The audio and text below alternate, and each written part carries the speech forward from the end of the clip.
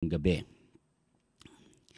Isa sa pinakamahirap na aasahan sa pamumuhay Kristiyano ay yung sinasabi nating parang nakakatakot mamuhay sa ngayon. Ah, ang isang problema kasi ay yung virus na ito ay alam natin na walang sinasanto ito. Kasi hindi yan pwede, walang mata yan na pwedeng tumingin upang puntiryahin kung sino. So, paglabas mo pa lang, pag nabalitaan mong may sakit ang iyong kapitbahay, and so on, parang mayroong fear, mayroong katatakutan. At napakahirap lumabas. In fact, pag may namatayan, ang hirap talagang umalis dahil yun nga, feeling natin ay baka mayroong makuha tayong problema at karamdaman. Ang isa pa, ang hirap talagang kumita ng pera as of now dahil ang daming nawalan ng trabaho dahil sa pandemic na ito. Ang tanong ay ganito, paano tayo mamumuhay nang walang naramdamang pagkatakot man lang? Buksan natin yung ating Bible sa chapter 13 of the book of Hebrews. I'll be reading verses 5 and 6. Hebrews chapter 13 verses 5 to 6. Ito ang sinasabi sa Tagalog. Huwag kayo magmukhang salapi, masiyahan na kayo kung sa anumang nasa inyo. Sapagkat sinabi ng Diyos, hindi kita iiwan ni pababayaan man.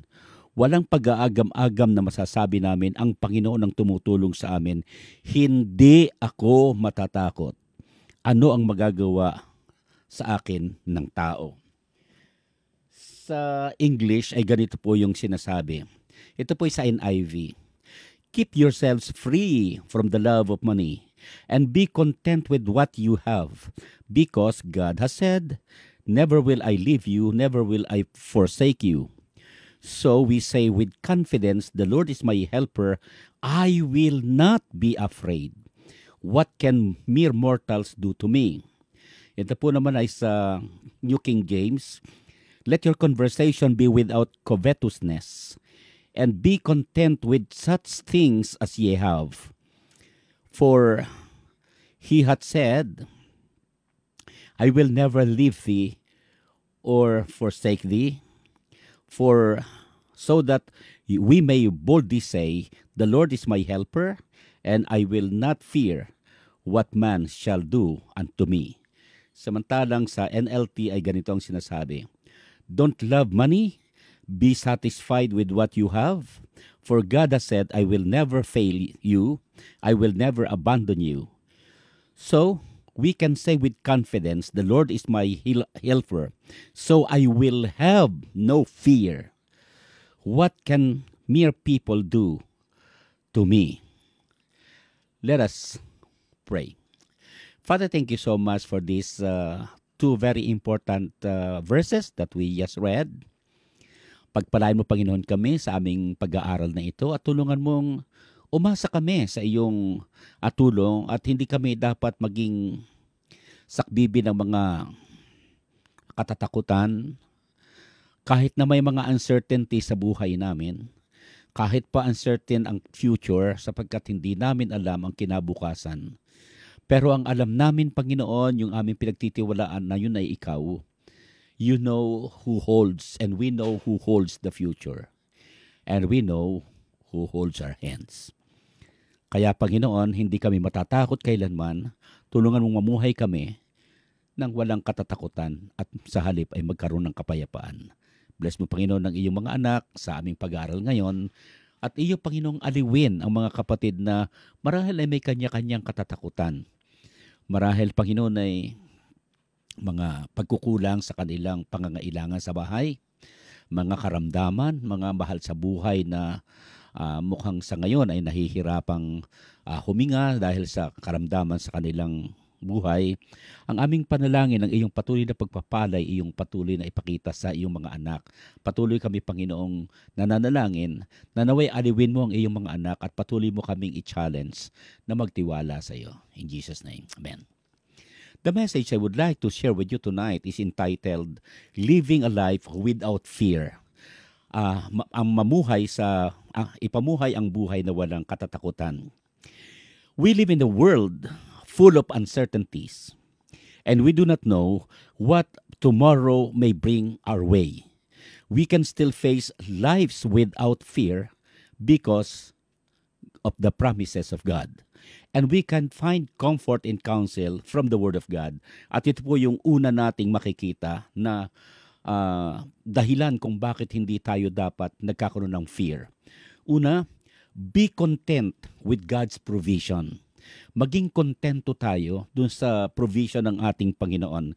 Kasi nakalagay dyan, be satisfied with what you have. Yun po ang sinasabi sa verse 5. Ang pinakamatinding problema dito sa punto na ito, we must prevail against covetousness. Ang hirap kasi pag ang tao ay mayroong kasakiman. Actually, covetousness is a serious sin and a real problem in our society today. The sin of covetousness is not a sin that only the rich commit. Hindi lang po sila ang nakakagawa nito. Many poor and middle class people are also guilty of this sin, ang tawag natin. So Christians often also guilty of this sin, masasabi ko. It is the sin in the heart. According to Matthew chapter 7 or Mark chapter 7 verse 22, thou shalt not covet thy neighbor's house, thou shalt not covet thy neighbor's wife, nor his manservant, nor his maidservant, nor his ox, nor his ass, nor anything that is thy neighbor's. That is in Exodus chapter 20 verse 17. Ipinakikita na ang isang mananampalataya dapat mayroong kasiyahan. Ang binabanggit ito ay be satisfied with what you have. Masiyahan na kayo kung anong mayroon tayo. The Bible does not condemn wealth. Hindi ho kinokondemn yan. It does not condemn. Amen. Ang ikinokondemn niya, of course, ay yung covetousness, which makes wealth the aim of life, and the person is living for that. At marami din po mga kahit na sa kapasturan ay meron din ganyan na nagagamit pati ang mga miyembro para siya ay umangat nga sa buhay. Na sinasabi nga, but they that will be rich fall into temptation and snare and into many foolish hurtful lusts, which drown men in destruction and perdition. For the love of money is the root of all evil, which while some coveted after, they have erred from the faith and pierced themselves through with many sorrows. That is in 1 Timothy chapter 6 verses 9 and 10. Alam niyo ba, nabasa ko po na si Elvis Presley ay may 3 jets, may 2 Cadillacs, may 1 Rolls Royce, at 1 Lincoln Continental, 2 station wagons, 1 jeep, a custom touring bus, and 3 motorcycles. His Cadillac limo, actually yung limousine niya, was covered with pearl, white, and then the body was sprayed with 40 coats of special paint containing crushed diamond. Yung mga dinikdik na mga diamond, yun ang nakalagay sa ibabaw dun sa kanyang parang pinaka anong pangalan yan, covered sa panlabas ng kanyang sasakyan. So, nearly all the metal rim, yung trim niya, was plated in mayroon pong tinatawag na 18 karat gold, yung lahat ng mga metals niya. It was equipped with 2 gold flake telephones, a gold vanity case containing a gold electric razor and gold hair clippers, and an electric shoe buffer, and a gold-plated TV, a record player, amplifier, air conditioner, and the electrical system for operating any other household appliance, and a refrigerator capable of making an ice in just 2 minutes. Ganyan mayroon siya.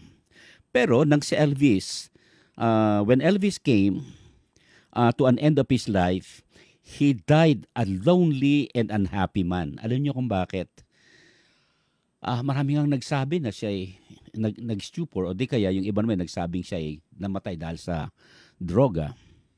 Ang sabi po ng Panginoong Jesus, dun sa Luke chapter 12 verse 15, "Take heed and beware of covetousness, for a man's life consisteth not in the abundance of things which he possesses." At ang sabi po sa Ecclesiastes chapter 5 verse 10, "He that loveth silver and not satisfied with silver, nor he that loveth abundance with increase, this is also vanity."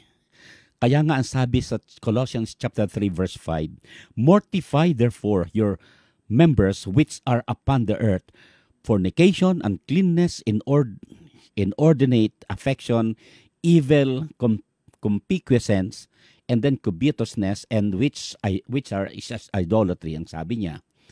So, we are told from the scripture that we should love not the world, neither the things that are in the world. For all that is in the world, if anyone loves the world, the love of the Father is not in him. For all that is in the world, love of the flesh, lust of the eyes, and pride of life is not of the world, is not of the Lord, but is of the Lord. So anong dapat gawin? Hindi lang po dapat tayo ay mag-prevail tayo against covetousness. Kung hindi ang pangalawa, we must practice contentment. Kung ang contentment po kasi is something that we must be learned. Dapat matututunan ito eh. Contentment actually is a mental attitude we cultivate by acknowledging that God is our provider and that He gives us what is best for us. Yung bang naniniwala ka na yung nasa iyo ngayon ay yung best na gusto ng Panginoon para sa iyo at present. Someone said na contentment is not getting what you want, but it is wanting what you already have. Ulitin ko, sinasabi po that contentment is not getting what you want, but it is wanting what you already have. Not that I speak in respects for want, for I have learned whatsoever state I am, therewith to be content. I know both how to be abased, and I know how to abound. Everywhere, in all things, I am instructed both to be full and to be hungry, both to abound and to suffer need. According to Philippians chapter 4 verses 11, 12. At ang sabi po doon sa 13, I can do all things. So hindi pwedeng hindi matutunan ang contentment dahil ang sabi doon, I can do all things through Christ who strengthens me. Paul is a man na kontento siya sa Panginoon.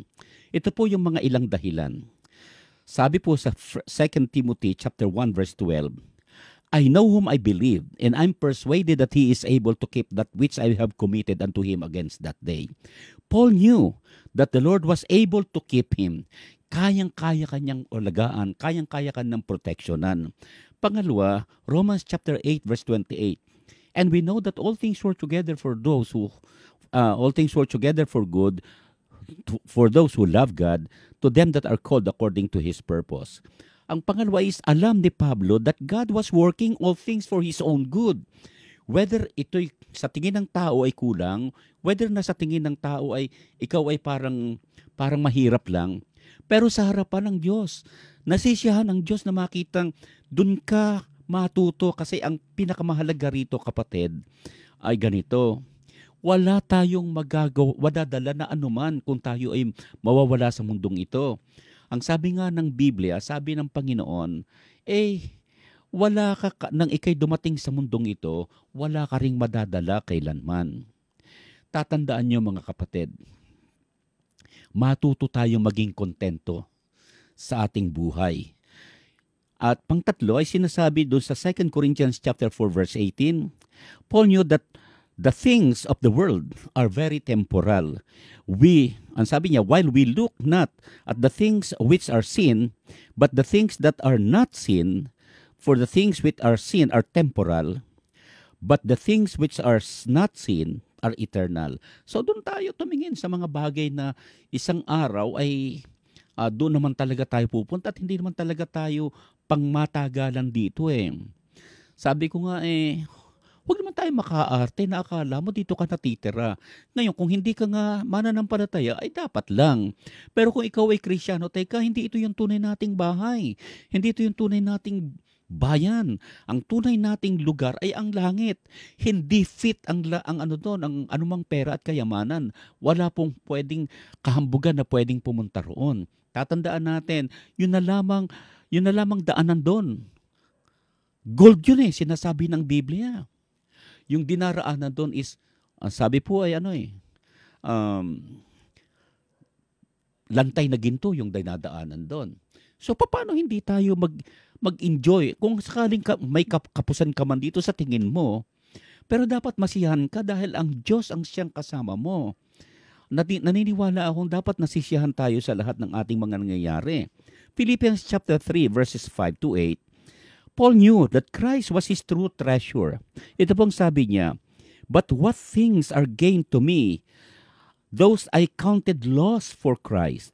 Yea, doubtless, and I count all things but loss, for the excellency of the knowledge of Christ, Jesus my Lord, for whom I have suffered for the loss of all things, and do count them as dung, that I may win Christ. Napakahalagang makita natin na si Kristo ay maging kakontentuhan natin. At masarap ding pagkamisa na maintindihan mo na magiging kontento ka sa buhay mo. Sapagkat ang sarap matulog na wala kang inaalaala kinabukasan. Ang sabi nga ng banal na kasulatan at ang sabi ni Haring David, ako'y naging matanda ng ganito. Mula sa pagkabata, tumanda na akong ganito. Pero wala akong nakitang tapat na lingkod ng Diyos na namalimos ng tinapay. Ang Panginoon ay laging sapat. At ako'y natutuwa dahil sa I think it was Pastor Paul Mortis na sinasabing, ang Kristiyanong tapat ay sapat sa lahat ng bagay. Ang Kristiyanong tapat ay sapat sa lahat ng bagay. Kaya magpakatapat tayo, mga kapatid. Maging kontento, we must practice contentment.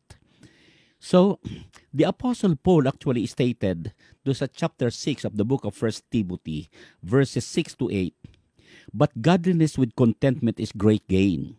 For we brought nothing in this world, and it is certain that we can carry nothing. We can carry nothing out.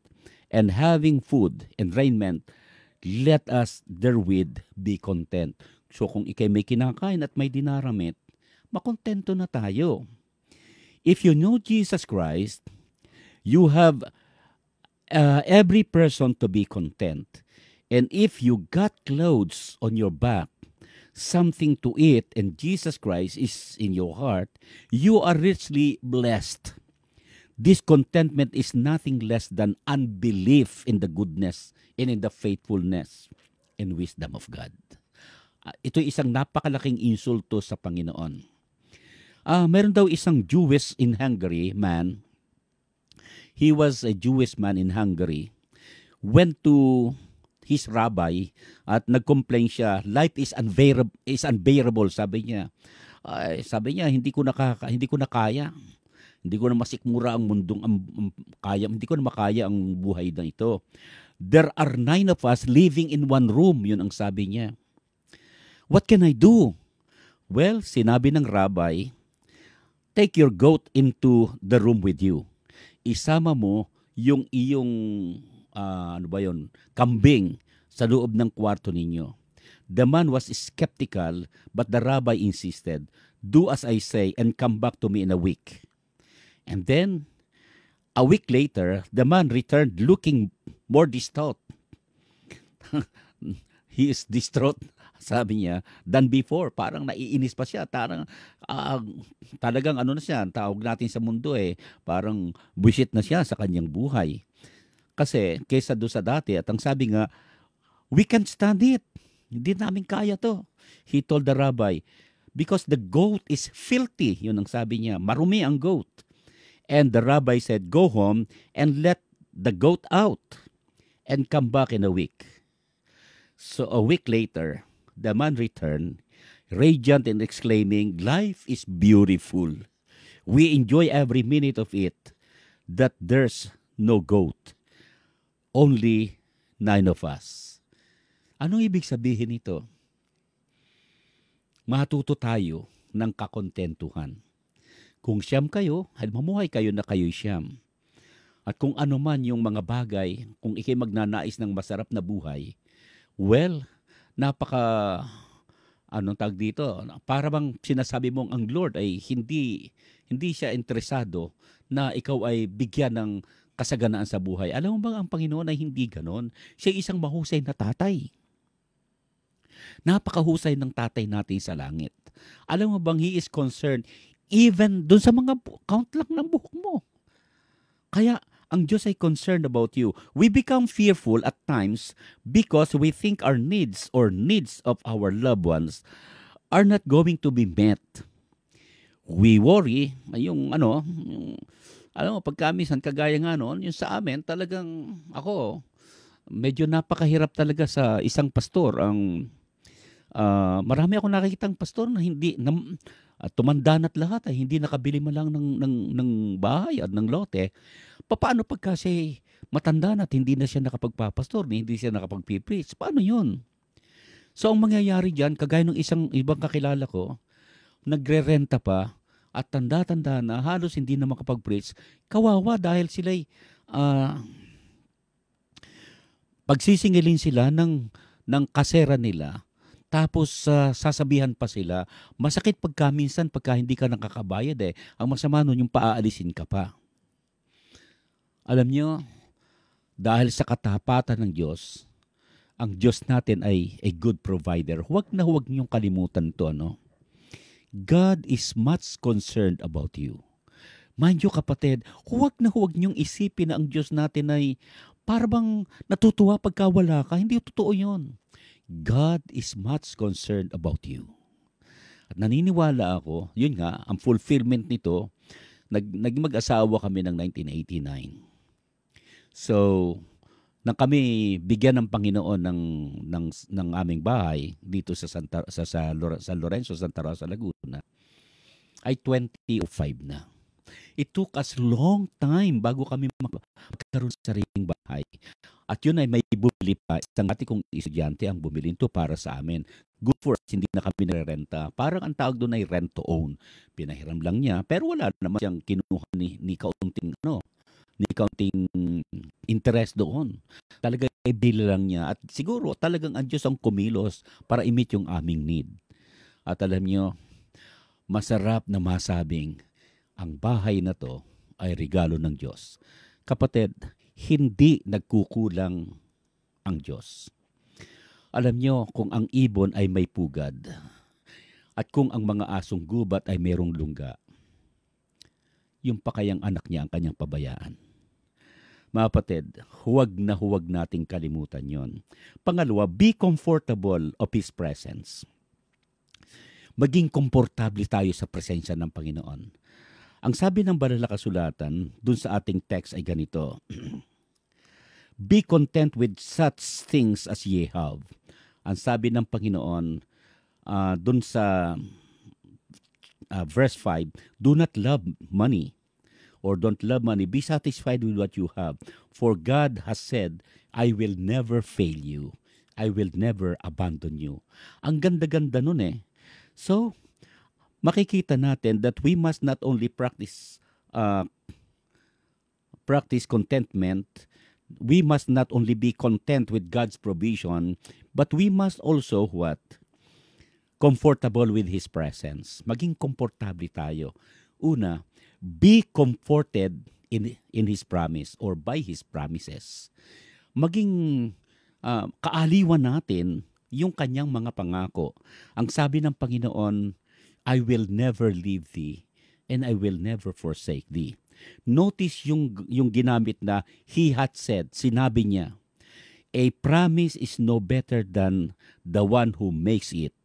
At sinasabing the one who made the promise that I will never leave you is omnipotent. He is also omnipresent.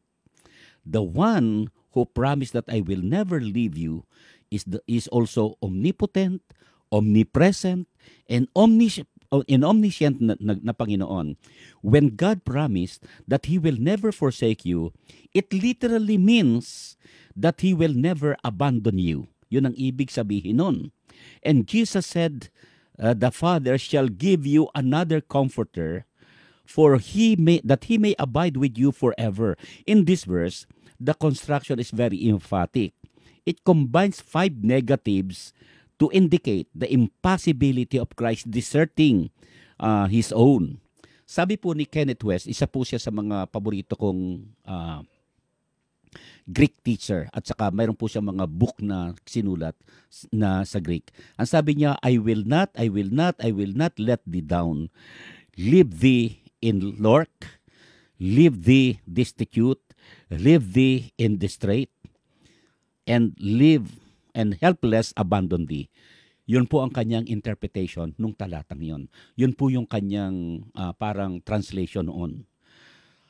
Ang pangako po ng Panginoon ay dapat panghawakan. At ito po ay parang as good as nung nangako. Kasi ang sabi po niya, Numbers 23:19. Maganda yung sinabi niya dun eh. God is not man that He should lie, or a son of man that He should repent. Has He said and will He not do it? Or has He spoken and will He not fulfill it? Kapatid, maging kontento tayo. Yung pangako ng Diyos, hindi kagaya ng mga politiko na mga ngako. Pagkatapos napapako, pagkatapos ng election, wala na. Andyan na kayo. So pangangakuan lang tayo. At alam nyo, huwag nga tayong pa-apekto doon sa mga, kung ano-ano mga politiko and so on so forth, mga Kristiyano pa naman. Bakit naman tayo papatol sa mga politiko? Hindi naman tayo, hindi ka nga yayaman pag pinatulan mo sila o pag ikaw ay pinagtanggol mo, kilala ka ba nila? Hindi naman. Mabuti pa ang Diyos natin eh. Alam na alam ang pangangailangan mo. Kaya mas mabuting magtiwala sa Panginoon at ipaglaban ang Panginoon kaysa sa mga politikong ating masyadong parang pagkamisan ay nagkakaroon tayo ng idolatry tungkol sa kanila. Pangalawa, be comforted of His presence. I will never leave thee is a very good reminder that He is always with us. We need not ask for Him to be with us. Hindi mo kinakala, Panginoon, samahan mo kami. Kasama mo na siya. We need to acknowledge that He is with us. Dapat iyong ina-acknowledge na kasama mo. And we need to practice the presence of God sa pang-araw-araw nating buhay. God does not give us everything we want, but He does fulfill His promise, leading us along the best and straightest path unto Himself. Ang sabi po ni Dietrich Bonhoeffer, Jesus is the source of our peace, joy, and fulfillment. And we can have peace during times of trials because Jesus is our peace. While we may not know what we will face in the future, yung kinabukasan, we can know that He will never leave us. That's what He promised. Napakagandang isipin na ang Diyos natin ay ganon. Sabi po doon sa How Firm a Foundation, ang sabi po ay, the soul that on Jesus had leaned for repose, I will not desert to his foes. The soul, though the hell should endeavor to shake, I will never forsake. Yan po ang ating pundasyon. Ang pangako ng Diyos na hindi kumukupas at hindi ho napapako. Number 3, be confident in His promise. Be confident in His promise. Una, be confident in His power. Ang sabi dito, the Lord is my helper. Gustong-gusto ko po yung word na yun, ano? Uh, Remember that the promise of the omnipotent God is that when your strength is gone, the Lord is my strength. Tatandaan natin, the Lord is our shepherd to guide us. The Lord is our light in the midst of dark days. The Lord is our hope when our hope seems to be gone. In the midst of hopelessness, tandaan nyo, naroon pa rin ang ating Panginoon. God is our refuge and strength, a very present help in times of need. That is in Psalms 46 verse 1. Our problems may be too big for us to carry, but sa Panginoon, nothing is impossible with God. Kaya nga pwede tayong magtiwala sa Kanya. Walang napakalaking problema na hindi niya kayang solusyonan. Ang sabi nga doon sa Romans chapter 8, kung yun nga kaisa-isang anak niya ay naibigay na para sa atin, yung pa kayang mas mababaw sa ganun at mababa sa ron, yung halaga ang hindi niya kayang ibigay sa atin. Kapatid, matuto tayong magtiwala sa Kanya. Pangalawa, not only we should be confident in His power, but we should be confident in His protection. Ang sabi ng Panginoon, ang nakalagay po doon sa talatay, I will not fear. Hindi ako matatakot. When fear assails and feel all alone, remember the Lord. Ang sabi ng Panginoon sa 8:31, if God is for us, who can be against us? There is a safe and secret place beneath the wings of the vine, reserved for all the heirs of grace. That refuge is mine. The least of the fabulous here may hide, unendure and unawed. And while thousands fall on every side, I rest secure in God. The fear of man bringeth a snare, but whosoever putteth his trust in the Lord shall be saved. Ayun ang pinakamaganda. Naniniwala ako na sabi ng Panginoon, I will never leave thee. I will never forsake thee. Kaya nga pwedeng sabihin mo, kagaya ng Psalmista sa Psalms 23 verse 4, Yet do I walk through the valley of the shadows of death, I will fear no evil, thou art with me. Huwag niyong kalimutan yung ating pamagat ng mensahe, living a life without fear. Pamumuhay na hindi tayo dapat natatakot. In conclusion, magbibigay ako ng ilang mga prinsipyo. The Lord has been faithful to you in the past, di ba? Ako'y naniniwala, kaya ka buhay ngayon dahil ang Diyos natin ay tapat sa iyo. The Lord who is with you in the present will be with you in your tomorrows and beyond. So, we must learn how to fully trust God even more. Number one, what you should do is begin to tighten your belt. Pagkamis ang kailangang mag-tighten tayo ng belt, lalo ngayon na medyo pandemic, matuto naman tayong mag-tighten ng ating belt. Learn to be content with what you have and be thankful. In the days ahead, you may have lived with a lot less. Pwede ka pang mamuhay. At ang sabi nga ni John Wesley, sabi niya, ito ang aking prinsipyo sa buhay. Nung siya'y bagong nagpapastor, siya'y namumuhay lang sa $10 sa isang buwan. Nung panahong yun, sa isang buwan, yung kanyang ipinamumuhay. Nung siya ay malaki na ang ibinibigay ng church sa kanya, ganun pa rin yung kanyang ginagastos. At the more, yung namang sobra sa kanyang sweldo, ay kanyang ipinamimigay sa mga dukha. Sabi niya, hindi ko na kailangang dagdagan yung aking pangangailangan at benepisyo. Natutuhan ko kung paano ako nabuhay sa $10 ay pamumuhay ko rin ito. I think $10 per week, no, not necessarily. Siguro nung kapanahon na nun, parang nabasa ko na ganun Pangalawa, be good steward. Everything we have belongs to the Lord, and you will give an account to Him.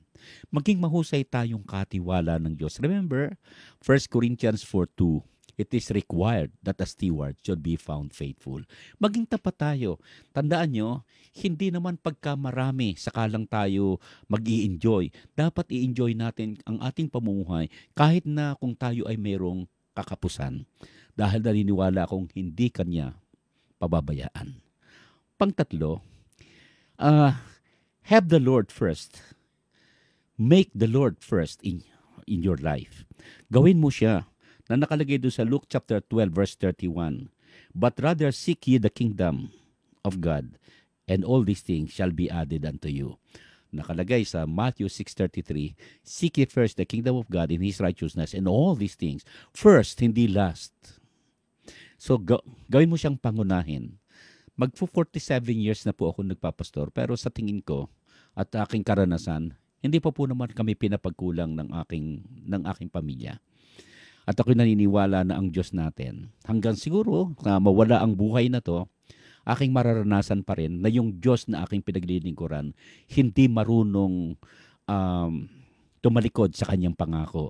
Na sabi niya, huwag kayong magmukhang salapi. Sabi niya, kung ano yung mayroon, makontento na kayo. Sapagkat ang Diyos natin ay kasama natin. Number 4, be confident in the Lord. The Lord has promised that He will never abandon us. Sinisigurado natin yon. At sinigurado natin sa ating puso na hindi tayo iiwanan even beyond our life on earth. Siya pa rin yung mag-aakay natin. In fact, ang sabi ng Panginoon, ako'y kaya nag-aalis ay upang ipaghanda kayo ng kalalagyan. And then kung sakaling na ipaghanda ko na kayo, babalik ako. Ang sarap isipin na isang araw, susunduin tayo ng Panginoon to be with Him forever. Mga kapatid, kung sakaling medyo nababagot na ang buhay mo, huwag naman. Merong pang Diyos na kayang pagtiwalaan natin. At kahulihan, be strong in the Lord. At sinasabi na the Lord is my helper. I can do all things through Christ who strengthens me. Because Jesus Christ is the same yesterday and forever.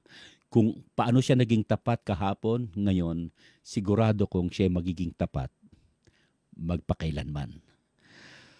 Ang hirap nito, huwag tayong maging kagaya ni Alexander the Great. Si Alexander the Great ay kilalang kilala na pinakamayaman. Talagang ang sabi nga po, halos kalahati ng mundo ay natalo niya at kanyang na-overcome.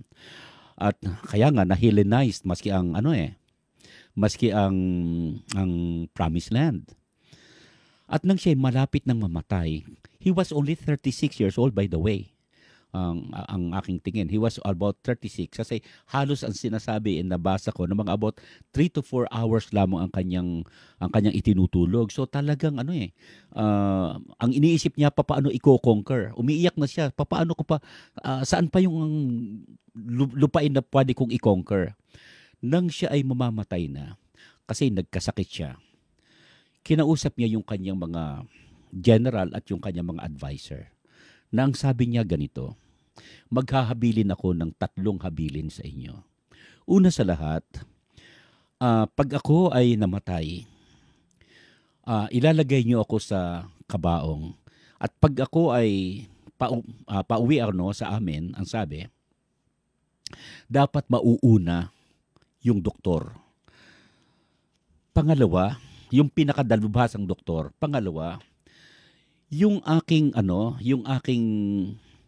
mga nakuha na mga kayamanan sa mga tao, sa mga paligid natin, sa ating pagko-conquer, ang sabi niya, isabog niyo yan sa inyong dadaanan. Isabog niyo yan sa mga dadaanan ninyo. At kahulihan, yung kamay ko ilalabas niyo sa kabaong. Yung aking 2 kamay ay ilalabas niyo sa kabaong. Curious yung kanyang mga advisor at saka yung kanyang general. Mahirap siyang huminga pero inisa-isa niya. Ang sabi niya, mauuna yung doktor na siyang pinakamagaling na doktor. Siyang paunahin ninyo upang ipaalam na siya'y pinakanakilang doktor at pinakamagaling na doktor pero hindi niya ako nalunasan. Hindi niya napahaba ang buhay ko. So, ang buhay natin, kahit nasa harap ng doktor, Yun nga, isang kaibigan ko, doktor mismo namatay din. Pangalawa, bakit itatapon at bakit isasabog yun? Sabi niya, mas maraming nangangailangan. Aanhin ko naman yung kayamanan na yan, ay patay na ako. Ay paano yung mga anak? Bayaan nyo silang maghanap buhay, matuto silang mamuhay, at mabuhay para sa kanyang sarili. Bakit naman nakalabas yung kamay? Ang sabi niya, upang ipaalam na naging matagumpay ako, na halos na-conquer ko ang buong mundo. Pero nang ako'y mamatay, wala akong nadala kahit ano. Kapatid, huwag tayong matakot mumuhay. Ang Diyos ay kasama natin. Siya ang may sabing, I will never leave you. I will never forsake you. I will never abandon you. Ang Diyos is fully committed to us. And the God who is committed to us is all-powerful, all-present, at saka in all-knowing. Alam niya ang pinakamabuti sa atin. So, paano tayong matatakot? We must live a life without fear. Let us pray. Father, thank you so much po sa aming natapos na pagdi-devotion. Salamat po sa iyong palaala. Ipinakita mo sa amin na ikaw pala yung Diyos na very committed sa amin, sa aming mga pangangailangan. Thank you so much for loving us and thank you so much, Lord, for leading us. Salamat sa iyong ibinakita sa amin na pagmamahal at alam namin habang kami ay nabubuhay, kitang-kita namin at damang-dama namin yung iyong pagmamahal sa amin. I-bless mo, Panginoon, kami maski sa aming pananalangin na magkakapatid. Salamat po sa iyong reminder. In Jesus' name, Amen.